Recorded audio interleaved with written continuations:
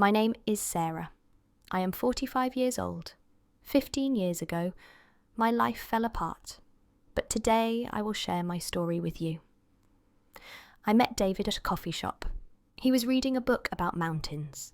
I love mountains too. We started talking. We laughed about small things. He asked for my number. I said yes. We dated for 2 years. David was kind and gentle.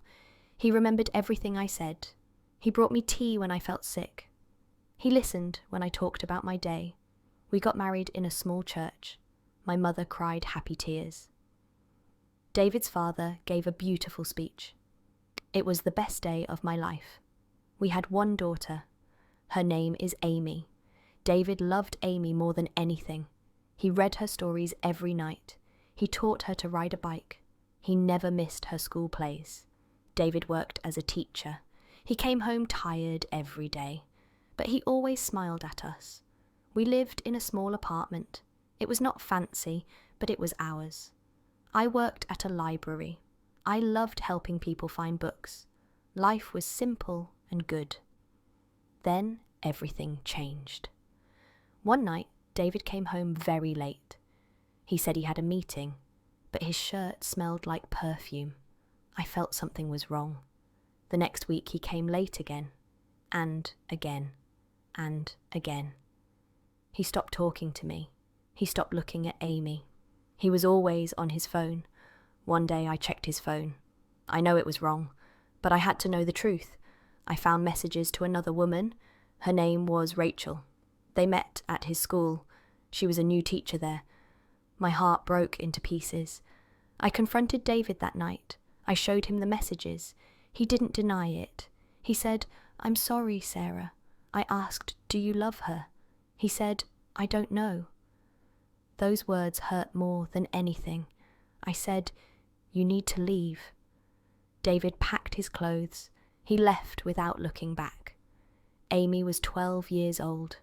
She cried every night asking for Daddy. I didn't know what to tell her. I said, "Daddy loves you, Amy, but sometimes adults make mistakes." Amy said, "Is it my fault?" I hugged her tight. I said, "No, sweetheart, never." The first months were terrible. I couldn't eat or sleep. I lost my job at the library. I couldn't focus on anything. My sister Kate came to help me. She said, "Sarah, you need to be strong. Amy needs you." Kate was right. I had to keep going for Amy. I found a new job at a bookstore. The owner was a kind old woman. She let me bring Amy after school. Amy did her homework in the back room. Slowly, we built a new life. Just the two of us. I started going to a support group. It was for divorced women. We met every Wednesday night.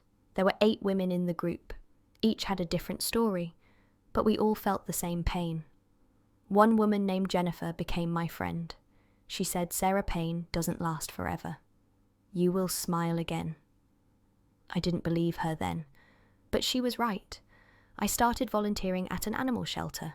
I walked dogs every Saturday morning. The dogs didn't judge me. They just loved me. Being with them made me happy. Amy came with me sometimes. She loved a small dog named Max. Max had 3 legs.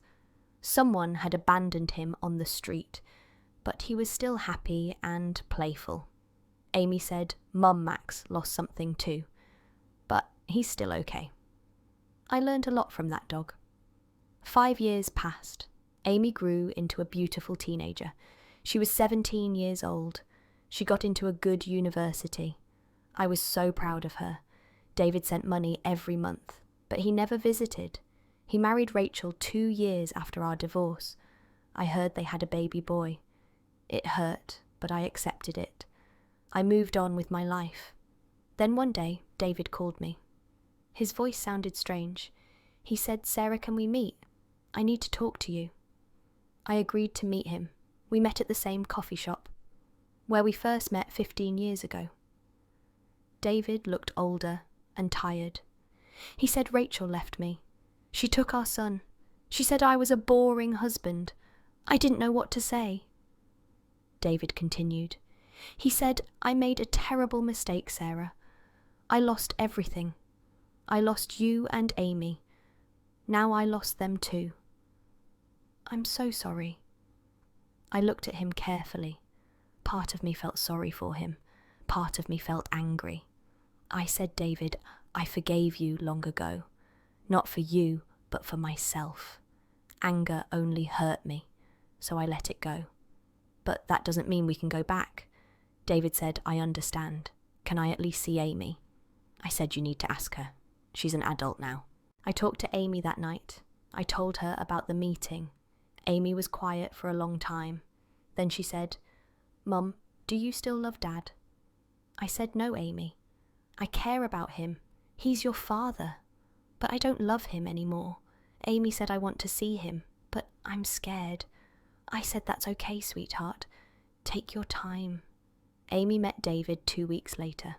They talked for 3 hours. Amy came home crying. She said Dad apologized for everything. He wants to be part of my life again. I asked, "What do you want, Amy?" She said, "I want to give him a chance, but not for him, for me. I need to know my father." I said, "Then you should." David started visiting once a month. He came to Amy's graduation. He met her boyfriend. He was trying to be a good father. Amy seemed happy about it. Sometimes David asked about me. Amy told me he still cares, but I'm not interested in going back. I built a new life. I'm happy now. I have good friends. I have a job I love. I have a wonderful daughter. Last month, I met someone new. His name is James. He's a veterinarian at the animal shelter. We've been talking for a while. He makes me laugh. He's patient and kind. I'm not rushing into anything, but I'm open to possibilities. Life gave me a second chance, and I'm taking it. My story teaches me something important. Betrayal hurts deeply. It can destroy you, or it can make you stronger. I chose to become stronger. I chose to forgive, but not forget. I chose to move forward. Everyone's journey is different, but healing is always possible. Thank you for listening to Sarah's story. What would you do in her situation? Would you give David another chance? Or would you move on like Sarah? Share your thoughts in the comments below. Your opinions help create better stories for you. If this story touched your heart, please like this video. Share it with someone who needs hope today.